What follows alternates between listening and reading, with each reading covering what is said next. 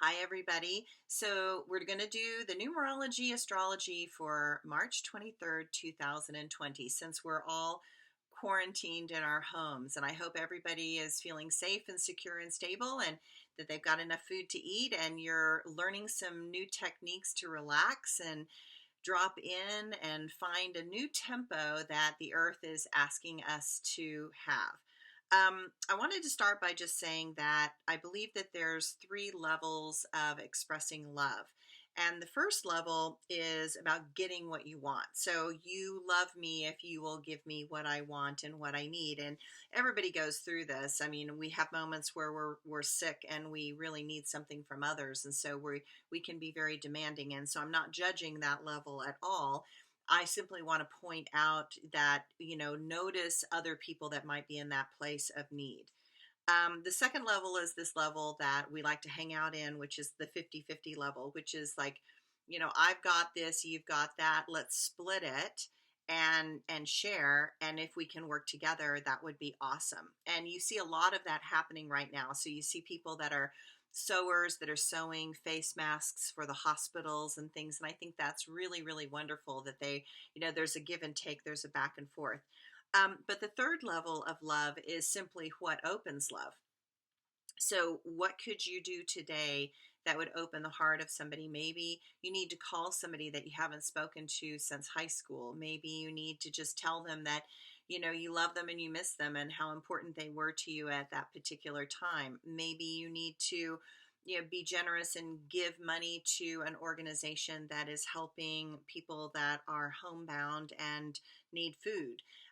So, there's something that you can do that's selfless that is just about what is opening love without any need to get anything back.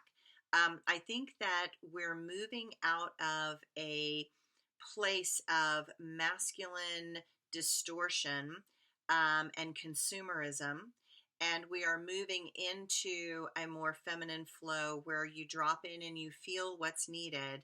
And I think what's interesting about all of us doing this voluntary isolation is that you realize that you don't really need that much. I learned this many years ago when I was a dancer living in Berlin, and the apartments in Berlin are very, very small because of the war, and there just wasn't a lot available. And you suddenly realize that you just don't need that much to be content. And you need two forks and two spoons, and a pot and a frying pan, and you just don't need that many things. And so we're in this place where we're shifting our consciousness really drastically out of consumerism into really looking at the world and seeing the world very differently. And what has started this is this lovely virus. And I say lovely virus because it's like Mother Earth said, well, you want to consume and eat pangolins or bats when you shouldn't be eating them, then I'm going to show you that the tempo that you are living your life as humans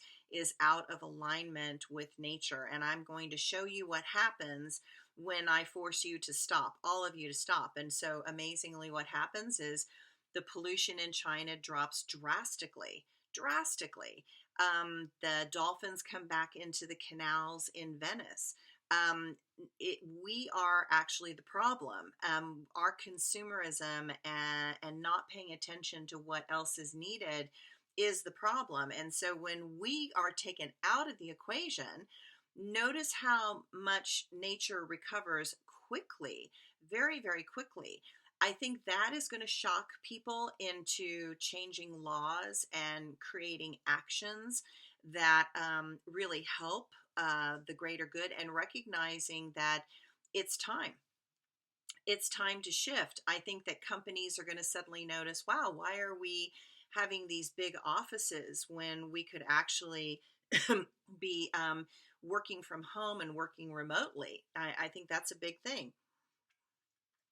So, so anyway, I think there's going to be some major shifting going on here in consciousness on a lot of levels, and restructuring of businesses and how we do business. And I'm talking to so many people that they're saying that they actually can work remotely and they're calmer and they feel healthier.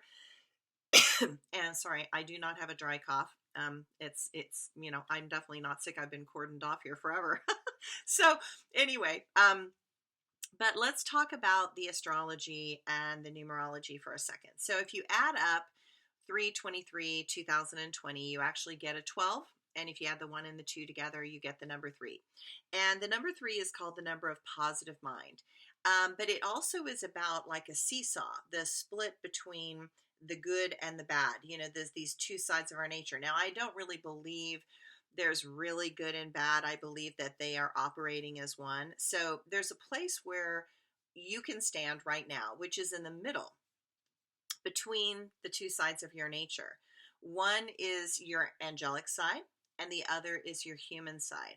And while your human side is definitely struggling to cope with such a rapidly changing world, your angelic side is sort of celebrating this total breakdown of the old patterns of ego.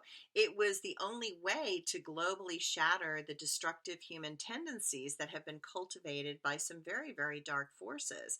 And it's happening. That's what's wonderful, that our human self is starting to find that I don't need to be doing it this way. I don't need to be stressing the way I was stressing. And your angelic side is starting to say, see, you know, there is another way. See, there is a better way. And first, though, we need to stop. So while on a human level, we are being given a global timeout, seriously, a major, massive global timeout. Like the goddess Mother Earth has like slapped all of our hands and said, stop it, go to your room, sit there and think about what you have done, and don't come out until you have figured out what you have done and you come up with a strategy that's better. So, you know, because of this timeout, from, you know, some very bad people's actions over a long period of time, some very selfish people's actions over a long period of time, now the angels get to be in full force, moving light into the darkest places of human consciousness. We are awakening and illuminating, and the angels are helping us do that. And so all of this stuff that was previously buried in so much darkness that the light was unable to reach it, now it's like the light is coming out, the awareness is coming in. So today I celebrate the shattering of the illusions that the darkness cultivated to destroy compassion. The walls of deceit and treachery are tumbling down. The light is proving again that it was always stronger than the darkness. So know that while we are not remotely out of the woods yet, a great change has begun. One that is going to build in momentum and power and will become an unstoppable force of life that intends to change the world completely. So, in a weird way, I am grateful to this little virus for showing all of us that there is a different way to live our life. There is a different way to be. There is a way to prioritize our life that is healthier. So, the astrology. Sorry, now I have the hiccups. So the astrology for the day, the emotional moon in Pisces is sextile Jupiter in Capricorn. Yes, you feel awkward. Yes, life feels out of place and out of sync. But sometimes odd is just what we need to reevaluate our choices and actions. Emotions are going to keep expanding in this aspect, and you need to find ways to channel this energy artistically and just in more interesting ways. I mean, like, what if every day you just decided to do something odd, something weird, you know, something you would never naturally normally do? Like, shake it up a little bit, like, discover, you know, humor in the oddest things, right? It could be fun. So it is possible that deep desires will awaken and point you in a new direction under this aspect. The moon sextile Mars. So there is clearly a lot of emotion being pushed by powerful forces. You can turn this into great resourcefulness and a love of finding connection and truth with others. You can find courage to do what is more difficult and what you have been putting off. I know for myself, it's like, you know, there's certain things that are just like all of us, not my favorite thing to do. And my husband and I are both home, working from home. And, you know, the reality is that why not go help him do something that is just not necessarily my cup of tea, but I've got the time and I've got the energy, and I probably need to try something a little different and see what's possible. So why not help him? And, that's how I'm using this moon sextile Mars. The moon goes into Aries in the evening of the 23rd as you're kind of watching movies, and it may push some to act spontaneously and irresponsibly. I suggest you dive into something important in the long run for you. So tackle those things that you know to be most difficult. There is a sextile between the moon in Aries and Saturn in Aquarius, which is going to give you added talent and creative expression. So go for those goals, but with great care and concern for others, because today is a day where fears can escalate. So I want you to stay calm.